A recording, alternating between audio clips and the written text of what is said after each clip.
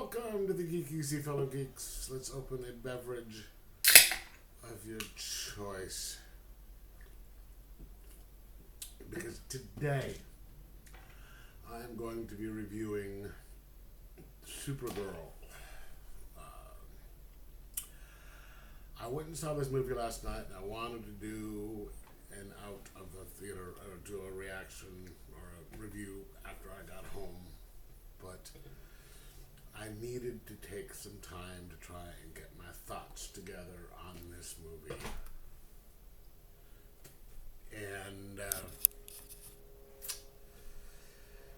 get it into some form of a cohesive narrative.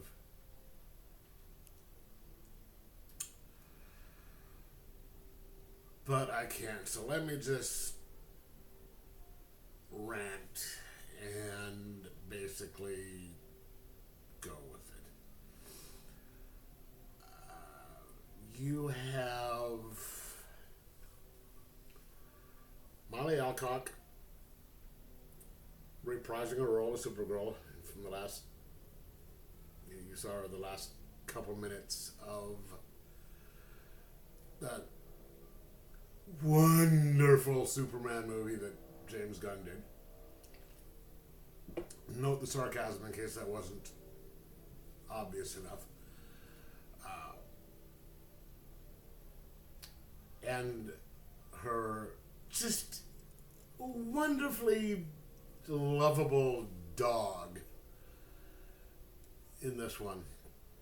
Okay, so it starts out the very, once you get past the credits and all that, the very first shot in the movie is the dog literally taking a piss on a newspaper picture of Superman,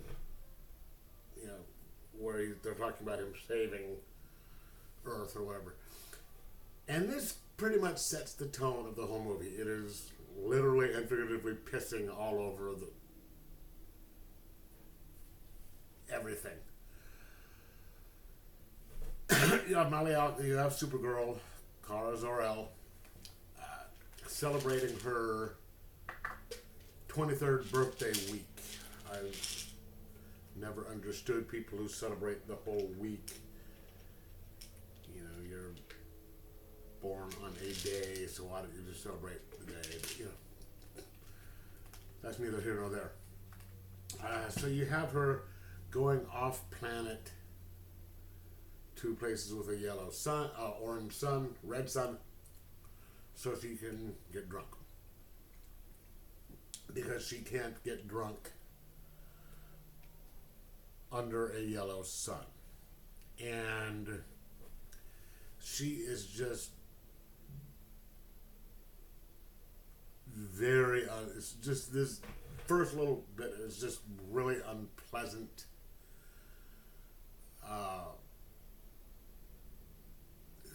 She's just this kind of this horrible person, grungy, dirty,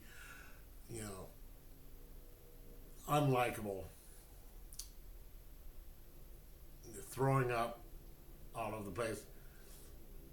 And then it switches to a young girl or a ship approaching this place. It sort of looks, I don't know, did you see Rogue One where the bad Krennic, I think his name was, goes to the place to get the guy who actually helped finish the Death Star, that little long walk thing there.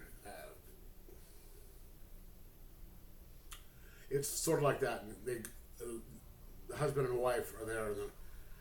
And literally, the conversation on this is, it's, they're here for my swords. Oh, we will give them to him so he will leave us alone. This is the level of the dialogue throughout the whole movie. And somehow these brigadons, or whatever it is,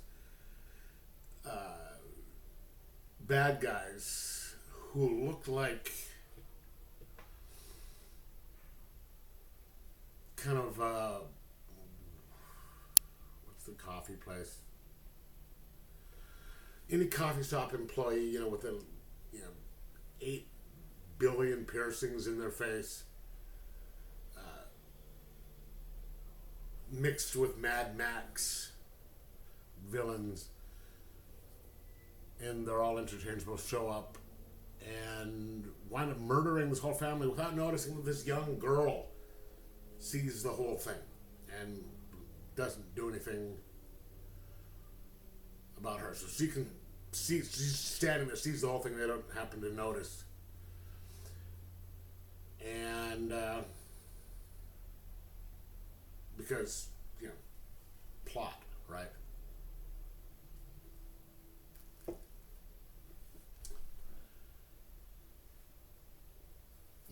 And so this sets up her wanting to get revenge. And so you see this young girl, turns out she's like supposedly 13 years old,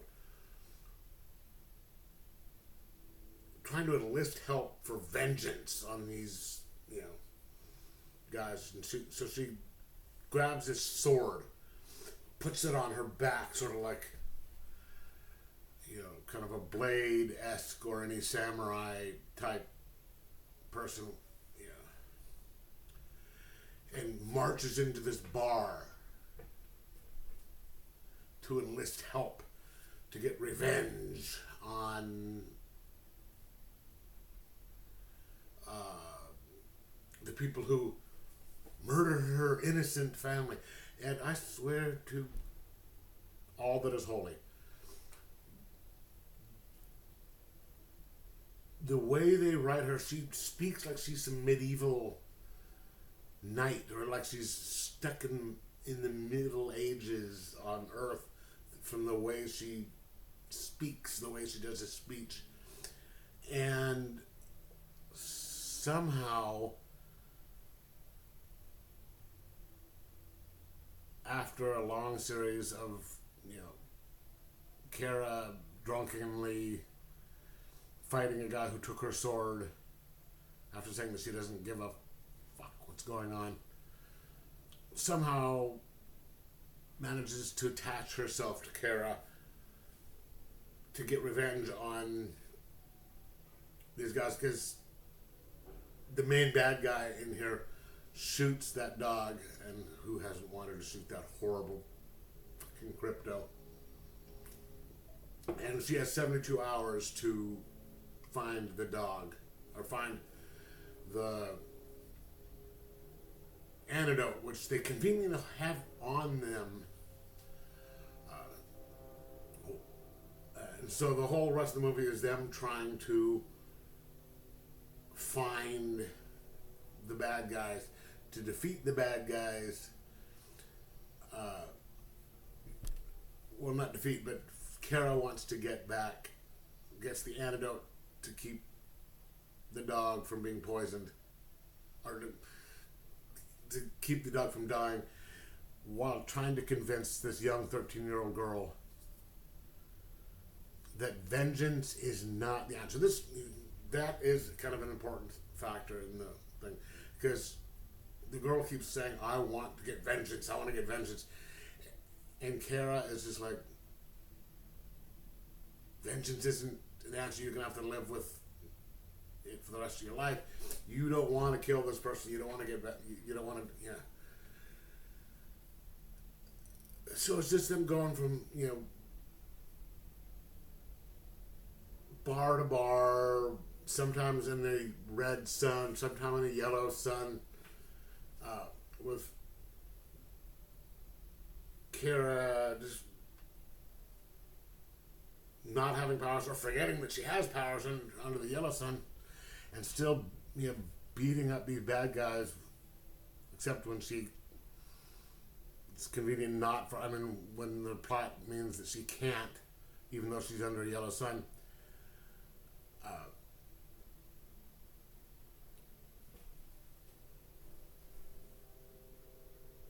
And falling into traps that she shouldn't if she has her powers, like her, super hearing and her X-ray vision. runs into a totally useless Lobo, who's kind of fun to have around, but he's absolutely of no use in the movie other than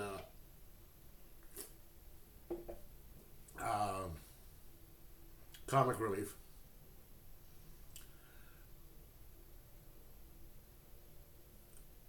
And then you get to the end of the movie where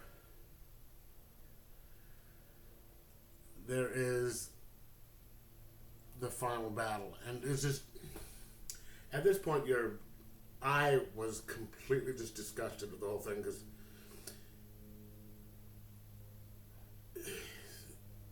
the dialogue is horrible. There's the decision making on these characters are just beyond bad.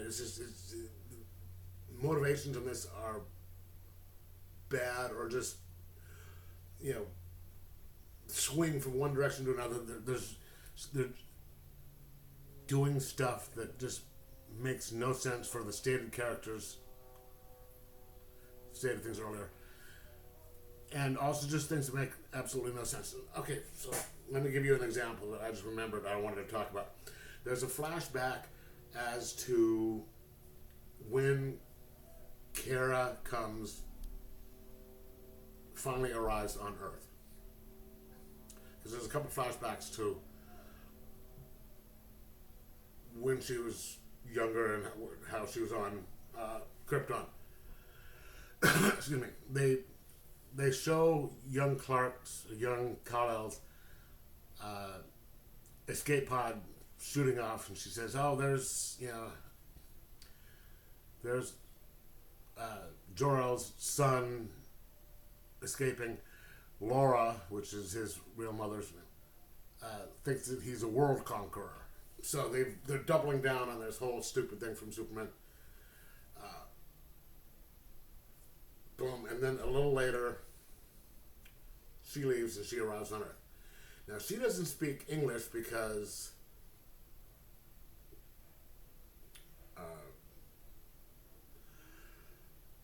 I don't know why. I mean, if they know anything about Earth, they probably should have sent some tapes on how to speak English or any of the different planet languages, right?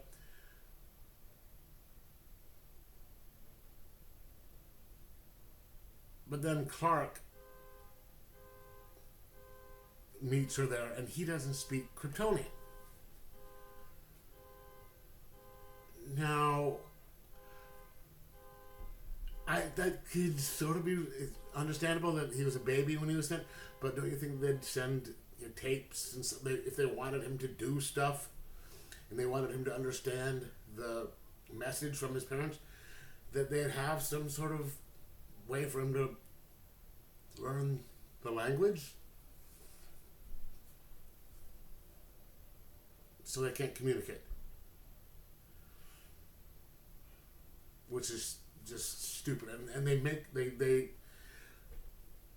they don't understand these characters in either way, because they just the same way that they don't understand Superman the way he did it, where Superman is just this. There's no delineation between Clark and Superman in his movie. Like Clark is the goofy guy and Superman is the upright.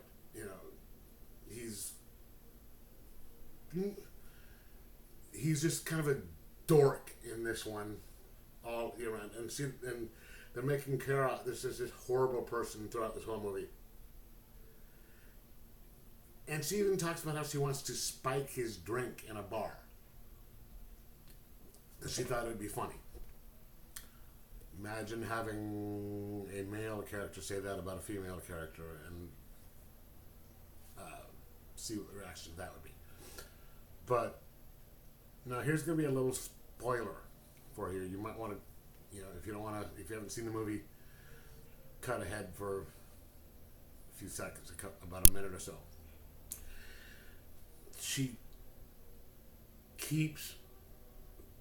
Kara keeps telling this young child, you don't want to kill these people. Vengeance is not the answer. Vengeance is not the answer. Vengeance is not the answer. She does it like 4 times. 4 or 5 times she's done the movie. Vengeance is not the answer. You do not want to kill this person. She talks. She finally gets down to the point where at the end the girl has this sword and she has the chance of killing him, and she doesn't because Kara talks him out of it. Talks her out of it. Then what happens? Girl takes off. Kara stabs him in the nuts and then in the abdomen with the sword. This is what you did to my dog. This is what you did to the girl. Kills him. So the very end goes completely against the whole what they're trying to say throughout the whole most of the movie, and it's just like and then she just decides, oh, I'm gonna go back to Earth and be with Clark, and it's just there's no growth in this character. She's just just